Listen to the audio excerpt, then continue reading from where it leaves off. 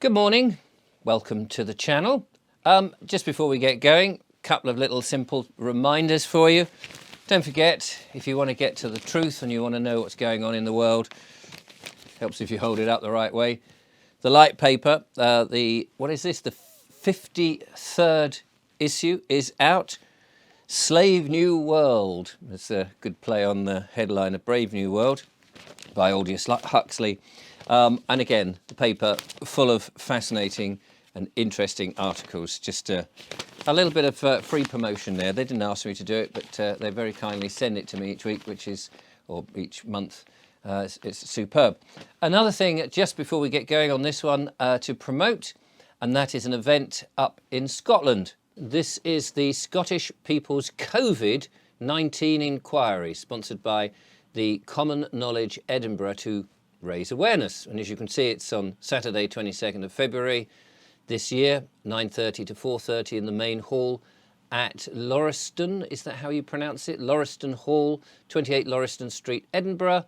It's £25 to go, and you can see that they are establishing were established protocols abandoned, were human rights violated, was harm cruelly suffered by many, and are those responsible to be held accountable. And so this is looking at what the inquiry ought to be doing and analysing it. And you can see here we've got some doctors, Dr. Claire Craig, diagnostic pathologist, Dr. Elizabeth Evans, retired doctor, and Professor Martin Neal, statistician, all exploring the ongoing, poorly publicised Scottish Government inquiry into the consequences of COVID-19. And we know that it's likely to be fudged and various dodgy things may come out of it because it's not in the hands of the real public who could dissect it. Anyway, if you're interested in that, there we are, the Scottish People's COVID-19 Inquiry. I was on a Zoom call last night. I was asked to appear on a panel, which was very lovely, about sovereignty and various things. And I gave what limited knowledge I have to a number of questions that came in. There was another gentleman there called Chris, very nice bloke, and he told a story. And I don't suppose it's a new story at all, and it's something that I've heard many stories similar to that, and I'm writing a book at the moment about a town that didn't comply, and it's very much in the same vein. But I thought I would share that story today because it's something to think about, particularly at the moment when we read, do we not, that council taxes are supposed to be going up, and not only going up by a little bit, by the normal amount that they're allowed to go up, but by potentially up to 25%, because they've found a loophole that they can go bankrupt and not get penalised or something. I'm not really sure on the overall thing, but this is a very unpopular tax. What right, I ask, has a government or a council to tax you anything for simply living in a town, a village or a city, to have a roof over your head and to have shelter from the winds? And that's effectively what you're being taxed on, because you can't say I don't want the street lights and I don't need my bins being collected and I don't need the road swept or anything like that, or I'm not bothered about the police, who wants to fund a fraudulent service, or indeed the NHS or the fire service or any of those things. You can't opt out and say, well, actually I'll have this and I'll have that and I'll have that. That's what I would like, thanks very much. You've got to pay, and of course these bully boy tactics, they act very much like the mafia now, don't they? If you don't pay up, we send the boys round. And what kind of world are we in which we've allowed this to happen? We have allowed it to happen. So this story, this interesting story, takes place on an island. It's an allegory, and on this island there's a king, and the king is in control of everything, and he's got wars around. He needs to defend the island from people who want to take it over. But as he taxes his people, he gets greedy. And he starts to ask for more money because he can have a bigger army, and he can have bigger dinners, and he can have more banquets, and he can invite his elite friends around, and he can have a nice yacht if he so wishes, or his own private aeroplane, and all these sort of wonderful things that these elites do like to have. And there's this resource, the people, who was working ever so hard and just trying to put food in their mouths, grow enough food and all of these things. And as a result, he can tax them, because he's discovered that by asking them to take a small percent of their wages, a small percent of their food, they will cough up. You know, if you don't pay, I'll send the boys in, just like the council tax. And so he does. And then in his world, on this island, he raises that money. He says, well, we just get more. We just get more from them. They don't need private jets. They don't need special armies. They don't need anything. They just need to work very hard and we'll take more. And he kept taking more and more and more. We've seen this, of course, through history. The Peasants' Revolt in 1381 was a very similar sort of thing, where the king was taxing the people more and more and more. But in that case, people got together and they said, we're not putting up with this. And there was a huge revolt, not so much by peasants, but more by the middling classes, who said, well, we're not sticking for this. Thank you very much. You're taking too much money. And people got angry and they marched in on London and they beat a few people up and set fire to a lot of things. They murdered people, and they had retribution for a number of vendettas that they had from people who had asked money from them in the past. And it was a bloodbath. But like any time that happens in history where people take the money, and it gets to a point where they say it's just not acceptable. You're taking a piss now, mate. You're taking a piss. People have risen up, and in one way or another, they've sort of effectively protested and said, we're not putting up with this. And they're shaking their fists. Or they've petitioned and they've effectively said, look, we accept that you are the authority, but we'd like you not to be so mean. Now, of course, the authority can laugh at them and say, well, yeah, but we've got the army, we've got the big sticks. You haven't. You're just an individual. You all live in your own little houses. And for some reason, there's no unity amongst you. We've been very clever that you don't actually gang up. Now, remember, these elites, these people in charge, they're terrified. The one thing they're terrified of is that the people get themselves together and go and lynch them. Because that's what the people could do. There's more of us than there are of them.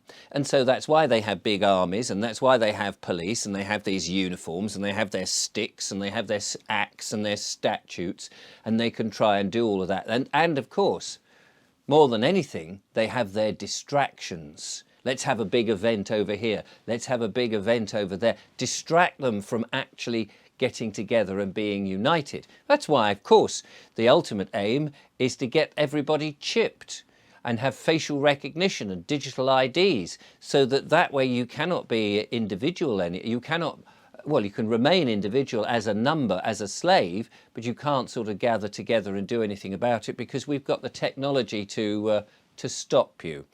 These towers with mysterious electronics on, with a fifth letter.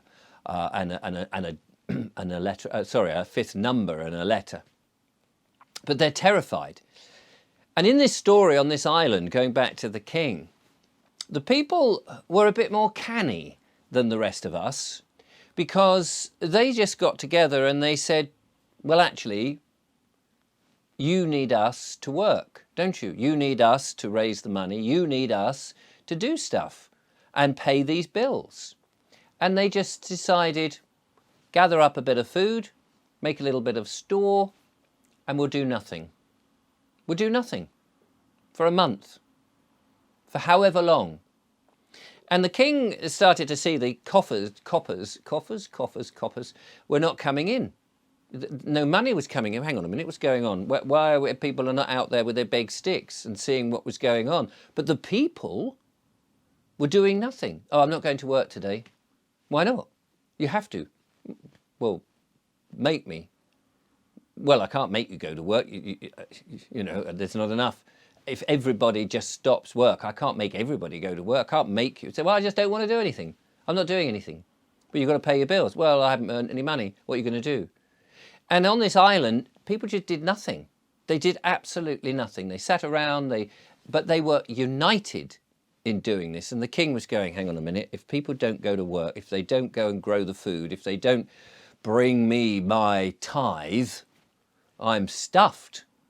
And he started to realize how the people had worked out how powerful they were, because if they did nothing, no, we can't be bothered. Can't be bothered to go in the field and dig up those potatoes. Can't be bothered to sow that field with spring barley. Can't be bothered to do anything. And we've got no money. So, you know, take our houses, take everything. But then what? Then what are you going to do? And so they did nothing. And the king started to get a bit nervous.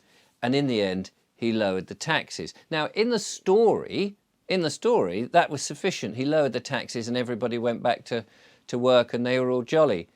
But in my world, in my version of that story, the taxes, I would be questioning, what are you using it for? Where is it going? Is it going overseas?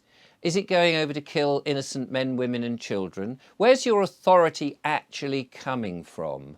Are we really beholden to you elites? Are you actually working for us? Or are you always trying to appease us to the point where we're not quite swelling up and attacking you? Are you just keeping us bubbling down, downtrodden, nervous, worried, but distracted? And why? Who gives you any authority over us anyway? That's the question I would like to ask. So they may be raising the council tax to up to 25%. But I ask, who gives them the authority? The legislation? And who created the legislation? Who created the people that created the legislation? Whose ultimate authority are we, if anything, are we under? Are we under other men and women? Who created us? Whoever created us, I would argue, is the one that has more authority over us than other people who like to think of themselves as being a little more equal to us. Don't you think? I mean, if we're all born equal, unless we acquiesce and say, yeah, you can have the power, you can tax me, you can do whatever you like, you can come with your big sticks. Unless we acquiesce to it, I don't see that they have any authority over us. And the more we realise that, the more we realise how frightened they are of us, and each other, by the way.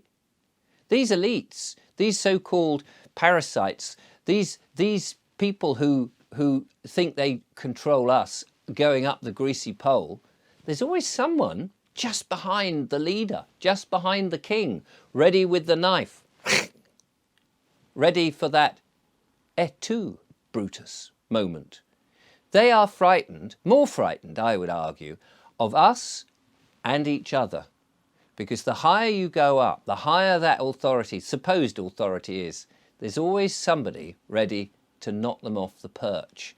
Because to be up there, you have to be greedy, a narcissist, egotistical, all the things that really I don't think are very useful for us. So maybe we should do nothing.